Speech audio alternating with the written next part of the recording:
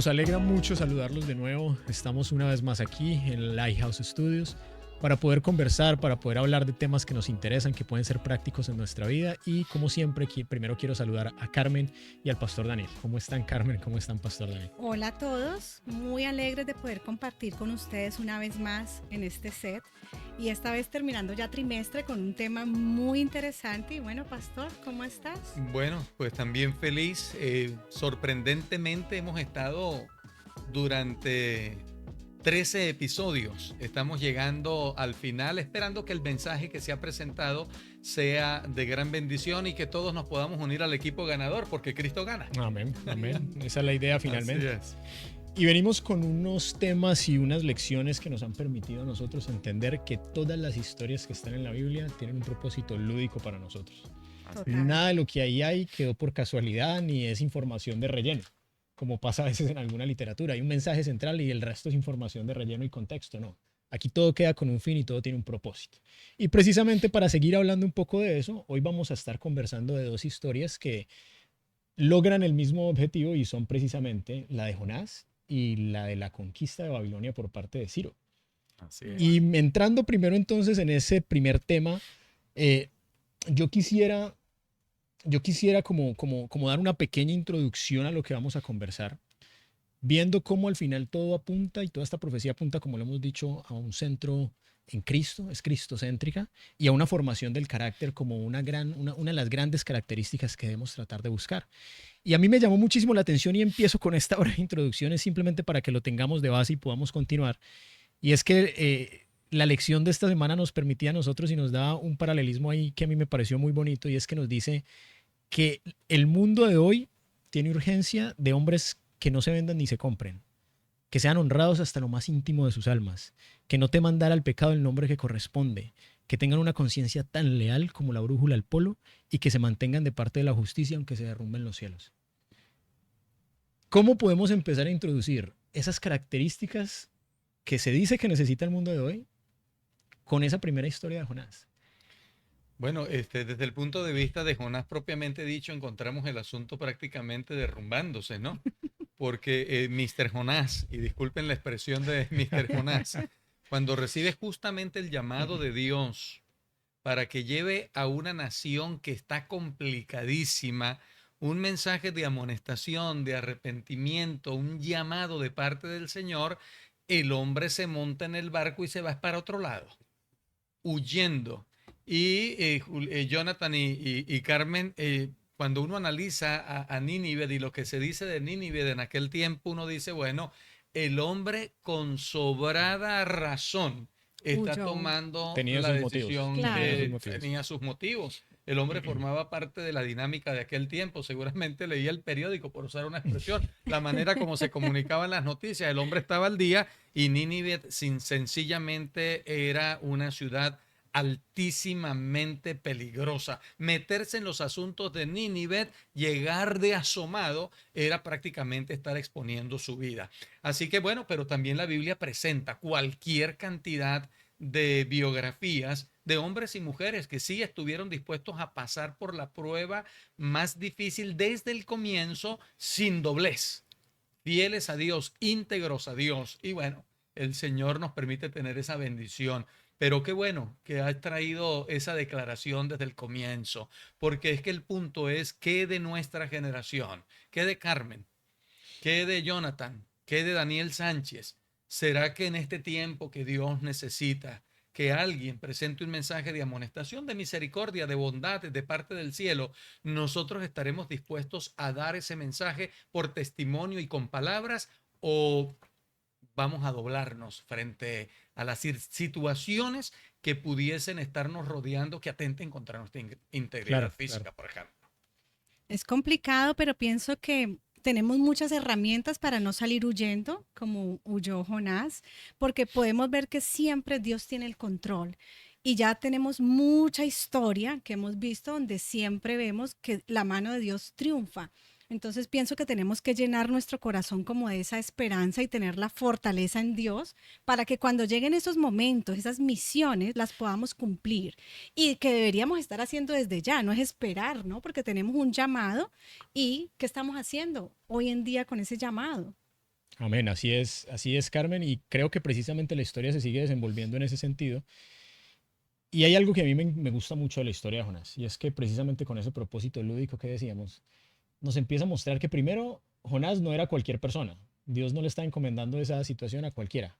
Era un profeta. El Pero aún Amén. así, vean la duda que nos plantea el pastor y dice, no, esto está peligroso, yo mejor Sí, me voy. el hombre tuvo sus bajones, ¿no? Tuvo sus bajones, pero aún así miren cómo Dios usa cada situación en la vida de Jonás para enseñarle algo nuevo e irlo redirigiendo. Y a mí me gusta mucho eso de la historia de Jonás, que nos muestra que Dios con nosotros es muy paciente. Y a pesar de que a veces somos igual de rebeldes y Dios nos dice para allá y arrancamos para el Al otro otro lado, lado. Dios nos dice, a ver, es por aquí y te voy a ir mostrando el camino.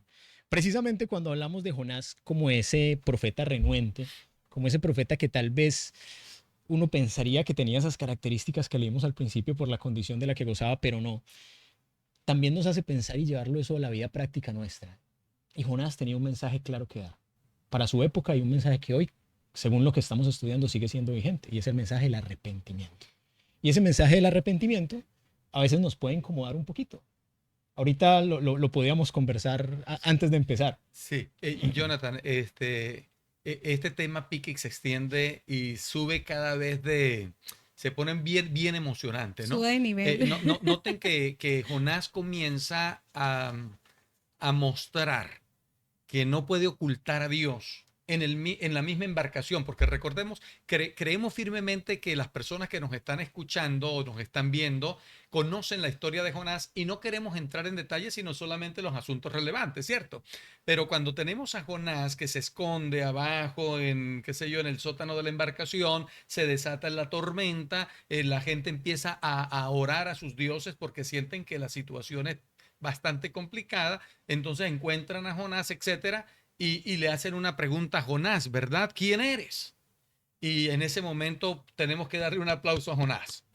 A Sí, sí, pesar de sí. que estaba A huyendo, tenemos pesar. que darle un aplauso a Jonás, porque Jonás llega y dice, yo soy hebreo y yo venero al Señor, al Dios de los cielos que hizo la tierra y el mar.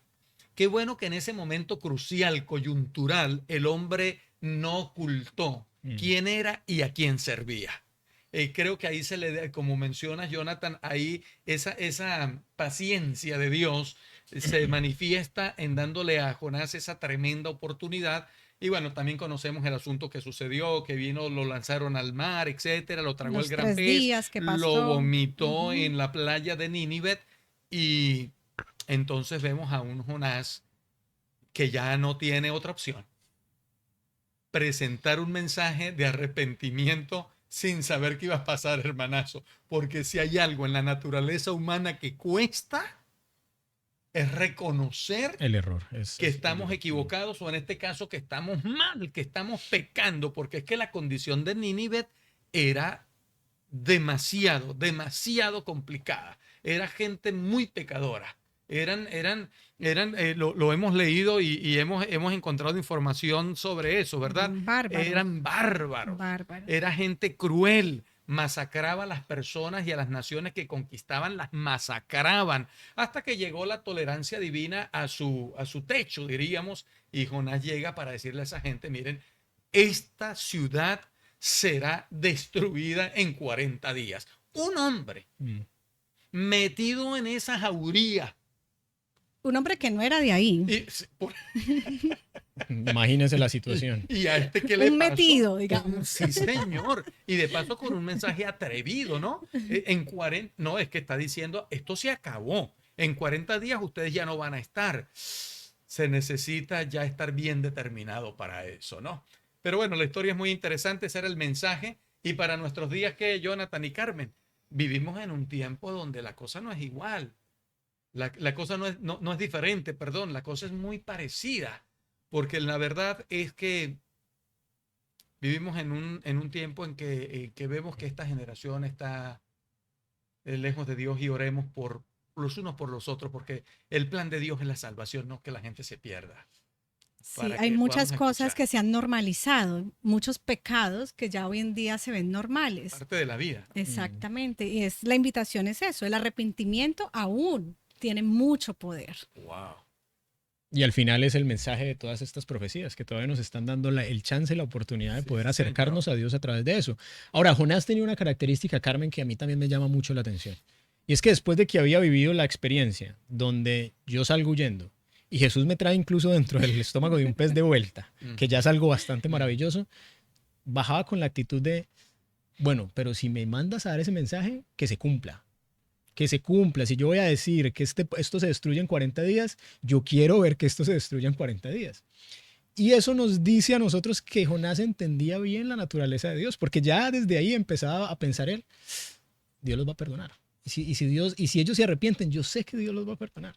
Y ahí el que queda un poquito como en tela de juicio Estaba voy a como ser yo. en conflicto Y estaba en personal, ¿no? conflicto. Su orgullo, su ego, saber que de pronto él iba a decirle, a pregonar, ¿no? A miles de personas eso. El pueblo va a ser destruido, pero sabiendo el carácter de Dios, la misericordia, si esta gente se arrepiente, pues yo voy a quedar como un payaso. Y es ese como temor que a veces tenemos. Pienso ahí que él fue bastante egoísta. Seguro, Se, y eso nos habla de que Jonás como nosotros es un ser humano y que tiene sus Sí. dudas, que tiene Sí, sus preguntas. sus sus luchas, fallas. sus expectativas, sí, mi palabra fue presentada. Bueno, es el mensaje de Dios, pero ¿cómo es que Dios no cumple con lo que está Claro, claro, diciendo? claro. Y la gran pregunta que tenemos que desarrollar en este momento entonces es, ¿por qué? ¿Qué fue lo que sucedió para que Nínive de entonces no fuese destruida, ¿cierto? Porque el desenlace de la historia es que Nínive no No fue fue destruida. destruida. La misericordia de Dios se materializó en ellos, tampoco de manera caprichosa. Mm. Algo sucedió. Nosotros encontramos a un Jonás presentando ese mensaje y a un pueblo escuchando el mensaje y reconociendo su condición de tal manera que empezaron a ayunar. Tomaron acción, no solo Claro, escucharon, claro. tomaron Se acción. activaron, o sea, el arrepentimiento cobró vida. El arrepentimiento se formalizó en ellos, empezaron a ayunar, se vistieron de saco y cilicio. El mismo rey promulgó que todos debían hacerlo, es más, hasta los animales fueron sujetos a Al lo que, ayuno. al ayuno, etcétera. Entonces encontramos ahí, como dijo Carmen hace un momento, el arrepentimiento tiene poder, Mm. porque el arrepentimiento, en este caso, se constituyó en la clave para que el juicio de Dios, que era en serio, no se manifestara, indicando también con esto que esa profecía específica de parte de Dios sobre Nínive era condicional. Correcto. Iba a depender de la reacción del pueblo y el pueblo estaba reaccionando de la mejor manera porque Dios no quiere que ninguno perezca, sino que todos procedamos al arrepentimiento. Así que es una tremenda bendición que podemos exprimir o sacar de esta interesante historia de Jonás, porque en los eventos de los últimos días nosotros estamos llamados también a presentar un mensaje y a ver muchas reacciones de aquellos que son alcanzados por el mensaje. Amén. Y yo Así creo que eso es. nos deja también ver una característica bastante clara del carácter de Dios. Y es que Dios, por más de que nos da aviso con la profecía de las cosas que han de pasar, su objetivo es salvar a tantos como acepten su llamado al Gloria a arrepentimiento. Dios, así es. Y eso nos lo deja bien claro esta historia de Jonás. Y aparte también me gustaría notar que hay algo que no debemos olvidar. Y es que a todos se nos da la oportunidad, como se le dio a Nínive, de arrepentirnos. Pero ese mensaje no va a ser para siempre. Ese mensaje no va a perdurar Claro, por los siglos de claro, los siglos. Eso claro, tiene un fin. Tiene un claro, límite. claro. Por ejemplo, Carmen y Jonathan, nosotros encontramos que el mensaje final que se va a predicar también es una invitación. Apocalipsis 18, versículo 4, presenta a un ángel clamando, salid de ella, pueblo mío, hablando de la Babilonia espiritual, donde hay mucha gente honesta, sincera, que está para ser incorporada al reino de Dios, pero se necesita un pueblo. Recordemos que ángel, estamos en simbolismos proféticos, ¿verdad? Representa a un mensajero. En Ujú. este contexto representa un mensajero, no es un ángel literal. Y este mensajero justamente es un movimiento, un pueblo que tiene una verdad presente poderosa que presentar. ¿A qué me refiero con verdad presente? Bueno, a las funciones protagónicas de Cristo en el tiempo en el que estamos o en el que ha estado. Por ejemplo, ¿en cuál estamos en este momento? Estamos justamente en el umbral. Jonathan, lo acabas de mencionar, que esto no durará para siempre. La misericordia de Dios no durará para siempre. Llegará un momento que se conoce como el cierre del tiempo de gracia, en que ya Dios ha dado todas las oportunidades de vidas. Y él, que conoce el fin desde el principio, sabe que los que entraron en la embarcación por hacer paralelismo con Noé, pues entraron. Y los que no quisieron, así se les dieran 1000 años más, no iban a entrar. Eso es Por así. lo tanto, Dios, que conoce el fin desde el principio y cuya naturaleza es el amor, no estaría actuando injustamente. Pero tienes toda la razón. Hay un límite, hay un momento en que ya no será más. Pero hoy le estamos diciendo a ti, que pasaste probablemente por casualidad, entre comillas, por este programa, te estamos diciendo que la misericordia de Jehová se extiende para ti, para tu gente. Y el Señor te está diciendo, salid de ella, hablando de la Babilonia, que significa confusión. Déjenme educarlos para el reino de los cielos, dice el Señor. Déjenme enseñarles mi palabra. Mi Espíritu Santo será dado para ustedes y podrán entender el mensaje y saldrán de la confusión y vendrán a la luz maravillosa de la salvación. Por lo tanto, a enfrentar los riesgos nosotros, como Jonás, que nos puedan pelar. Pero mientras tengamos que hacerlo, bienaventurados somos, porque también veremos los milagros de mucha gente. Amén. Que volverá su corazón a Dios. Y, pastor, sabe que yo como que me imagino a Jonás bastante diferente después de toda esa experiencia de la ballena, de Nínive, del barco, de todo. Lo ves convertido. Lo veo exactamente, pastor, y lo veo precisamente llegando a ser lo que tal vez él creyó que era antes de recibir ese llamado. Y a mí también eso me habla de todo esto que hemos venido hablando de la profecía, del carácter, y es que al final ese carácter no depende de tus cualidades, no depende de lo muy bien formado que estés, depende simplemente de la obra del Espíritu Santo que tú dejas realizar en tu vida. Y eso precisamente nos da entrada para el cambio de historia que empezamos a ver con Belsasar. Y entonces ahí vamos a esa parte donde estudiamos de Nabucodonosor, ¿cierto? Sí. Estuvimos conversando de él, vimos cómo era un rey con mucho poder, que tuvo batallas directas con Dios, que llega un momento al final de su vida donde él reconoce a Dios y le dice, ciertamente tú eres el dueño de todo. Y ahora vemos al nieto, después de tener toda esa historia, toda esa información, cómo decide sencillamente ignorar todo lo que tenía a disposición para tomar las mejores decisiones posibles, para formar ese carácter, porque tenía experiencias de su misma familia para poder llegar a esas conclusiones, pero decide que la información no la va a utilizar. Tenía todas las ventajas. O sea, estaba aventajando a su abuelo, estaba aventajando a su padre. ¿Por qué?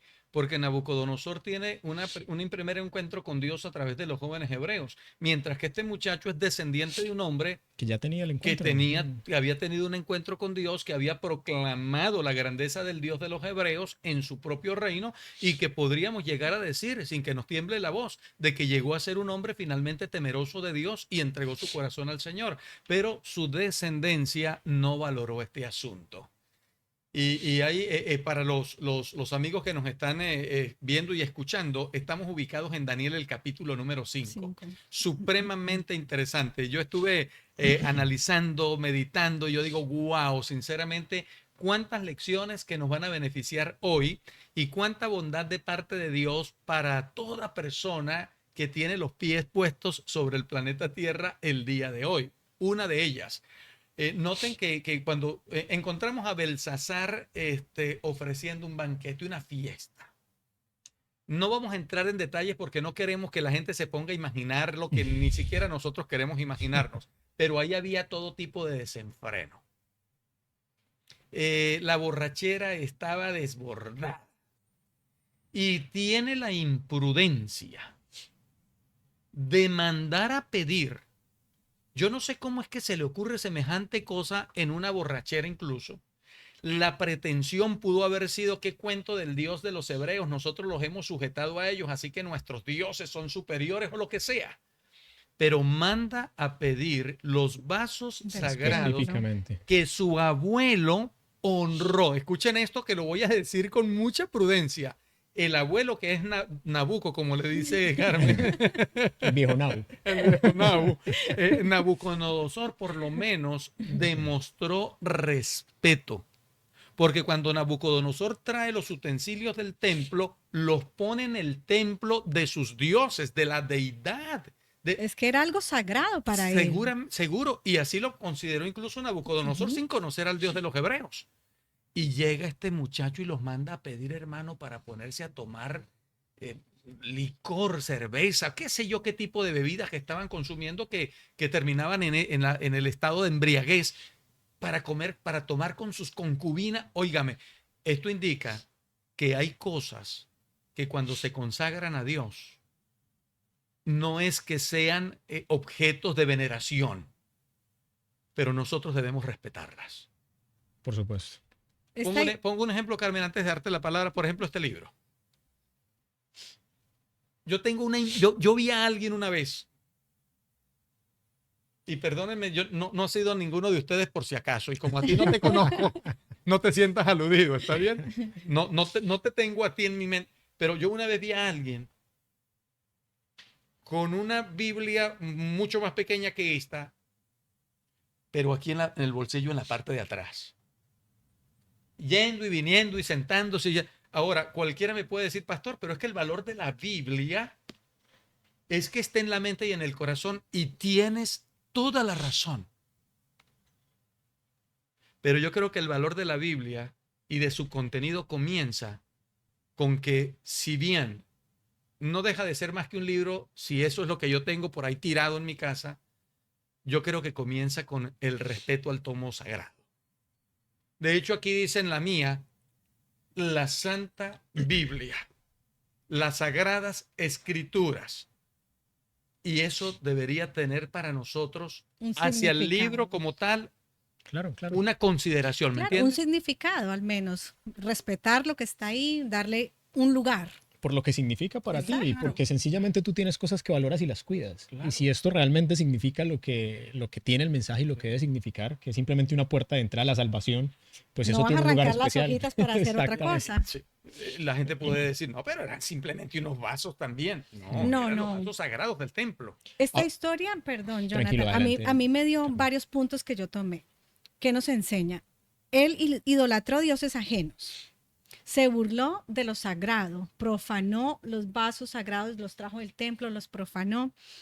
Pero algo que me dejó muy en claro es que Dios siempre está pesando nuestro corazón, por así decirlo, o conoce tanto nuestro corazón que Él sabe lo que tú vas a hacer, cómo lo vas a hacer, y por ende, en esta situación de Él, pues había no sé si decir castigo, pero iba a haber una consecuencia, más bien. Un pago Exacto. por el acto cometido, ¿no? Y lo que nos deja también clarísimo es que Dios está en control todo el tiempo. Así es, Carmen. Seguro, a pesar de toda la información que tenía Belsasar, como lo veníamos mencionando, para mí tiene una condición y un símbolo muy claro, y es, Belsasar también representa un poco esas personas que tienen la información y deciden ignorarla. Y Así eso mismo pasará es. mucho en el tiempo del fin. Has pegado en el clavo donde es. Hay una gran cantidad de personas, y nos lo dice la Biblia directamente, que a pesar de haber escuchado el mensaje, definitivamente no creyeron en él. Pero Jonathan, si nos pasa en el día a día con nuestros hijos, o cuando nosotros somos los hijos de casa y nuestros padres nos dicen, no vayas porque si vas pasa esto. ¿Y qué hacemos? Salimos corriendo y vamos, y pasa. Sí. Miren, de hecho, en Daniel 5:22, cuando es llamado Daniel, porque es que esa es otra, ¿no? Él, sabiendo que tiene a Daniel, porque Daniel no era un desconocido, invita a los magos y a los astrólogos, Adivinos, porque todo. una mano apareció en la pared con un mensaje, Mene, Mene, Tekel, Uparsin, que significa fuiste pesado en balanza y fuiste hallado falto. Entonces, cuando el hombre ve lo que está delante de sus ojos, entra en un shock, se paniqueó Pánico y total. quiso buscar qué significa esto, hasta que le dicen, no, es que aquí entre los hebreos hay alguien que tiene la capacidad mandan a llamar a Daniel, y Daniel le dice, entre otras cosas, después de presentar la historia con su abuelo, le dice, y tú, su hijo Belsasar, sabiendo todo esto, no has humillado tu corazón. Que ese humillado es respetar a Dios y el mensaje que Dios ya le había dado a él. Pero me agrada mucho porque Jonathan lo mencionó acertadamente. lo sabía. Lo sabía. Tenía la Lo sabía. información. Tenía la información y aún así no le prestó atención.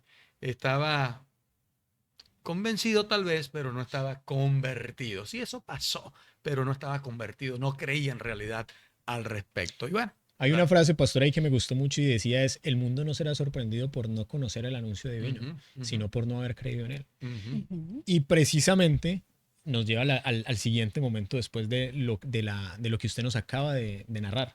Y es después de que pasa todo esto, de que están en esta fiesta, que aparece la mano que dicta el juicio que se va a dar, detrás de todo eso venía pasando inmediatamente el cumplimiento de la profecía que se le había dado a Nabucodonosor. Y es que mientras tanto se estaba secando el río Éufrates para que Así es. todo el ejército medo-persa pudiera entrar y Y conquistar Babilonia. conquistar. Ahí hay algo que me llama mucho la atención de este símbolo también, y es cómo describe la historia que pasó esto. Y es que mientras ellos estaban en esta fiesta totalmente distraídos y aturdidos con otra cosa, se estaba tejiendo abajo todo lo que él hubiera podido conocer bien, porque ya lo dijimos, tenía la información a la mano. Y dice la historia que en un lado de Babilonia ni siquiera se habían dado cuenta que por el otro lado habían entrado ya los medos, Los medos y los los persas. medos y los persas.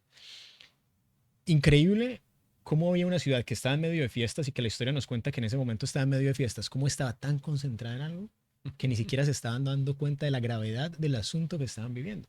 Y eso de nuevo me hace pensar en el símbolo, cómo eso es un símbolo para nosotros hoy y cómo hoy podemos nosotros también estar tan distraídos en nuestros quehaceres.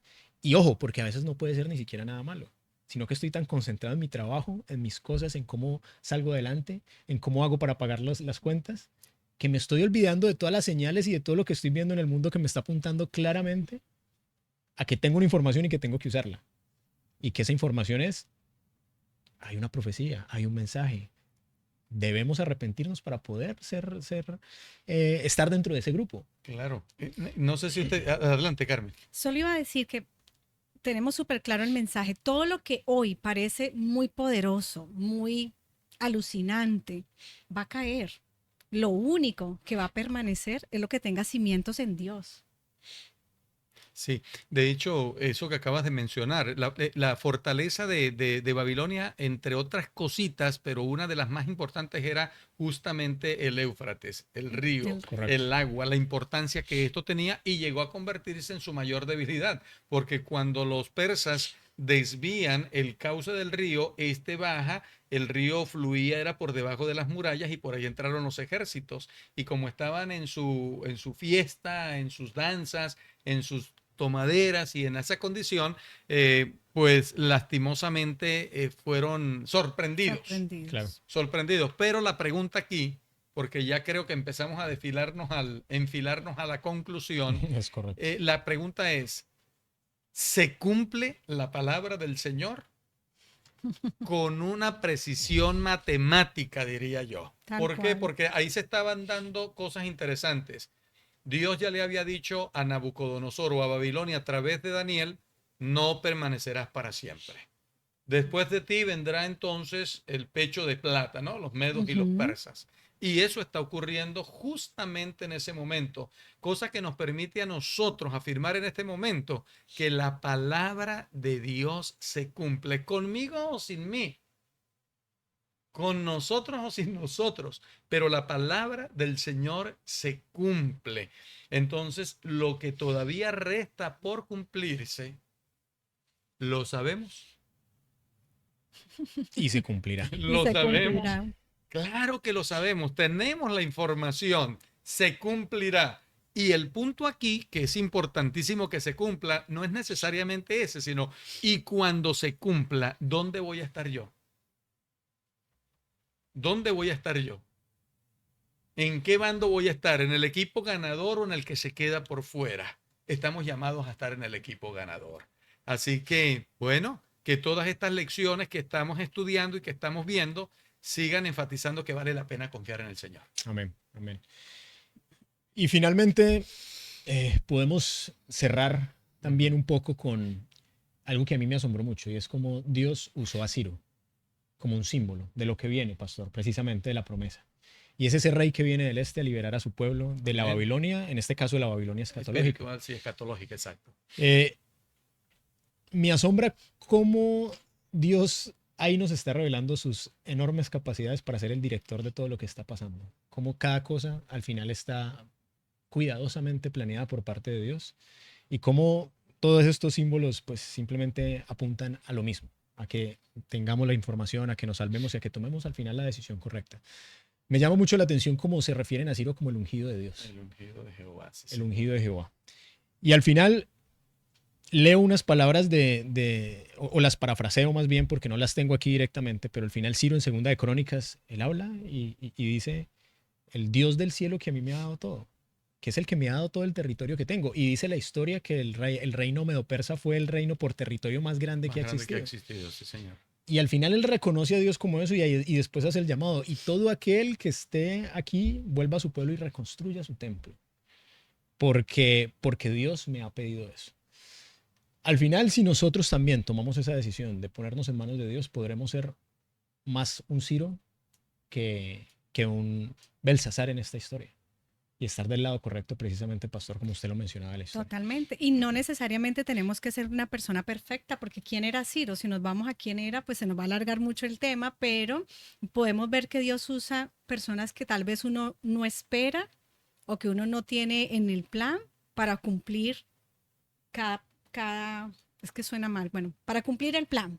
Personas inesperadas. Claro. Y esas personas podemos ser nosotras. Como precisamente nosotros seremos personas inesperadas para cumplir eso, pero, Sí, y pero en esos son los que Dios caso quiere usar. de Ciro, obviamente Ciro no es no es un tipo perfecto Perfecto. de Jesús, Total. pero en esta situación perfectamente lo fue, porque fue que el que por decreto dijo, bueno, regresen los judíos a su lugar de origen, reconstruyan la ciudad, reconstruyan el templo, y bueno, vendrá Jesucristo, el Rey de Reyes, el Señor de Señores, y si se quiere, con el respeto del caso, el Ciro de los Ciros, el verdadero Ciro, El verdadero rey. a rescatar a su pueblo, a reconstruir lo que tanto ha sufrido y a establecer su reino que está prometido desde siempre, y lo enfatiza mucho Daniel 2:44. A mí me fascina pero muchísimo ese texto, que en los días de estos reyes el Dios del cielo establecerá un reino que no será jamás Amén. destruido, sino que permanecerá para siempre. Amén. Saben que nos gusta terminar un poco este estudio con una pequeña reflexión para poderlo poner un poco en términos prácticos. Para mí, y lo que me deja un poco esta lección es, Dios está directamente involucrado en la formación del carácter nuestro. Hay que dejarlo actuar, hay que ponernos en esa disposición. Nos vamos a equivocar con toda seguridad, pero la paciencia de Dios nos va a seguir guiando para Amén. poder estar del lado correcto al final de esta historia. Total. Pastor Carmen, si tienen alguna reflexión final. Solo una invitación. No seas como Jonás cuando huyó, ni como Belsasar, que conociendo la historia la ignoró, sino que más bien seamos un Ciro, que nos dejemos guiar, que nos dejemos utilizar y que bueno, Amén. podamos tener un corazón firme para Él. Amén. Bien, y de mi parte, dejemos que la voluntad de Dios se materialice en nuestras vidas. Su voluntad siempre será lo mejor. Amén. Amén. Con eso terminamos la conversación por hoy aquí en Lighthouse Studios, así que los esperamos para que la próxima vez podamos seguir conversando de estos temas, poder seguir aprendiendo y ojalá podamos ver sus comentarios para que podamos interactuar también con ustedes y ojalá conocerlos un poco mejor. Tengan una feliz semana.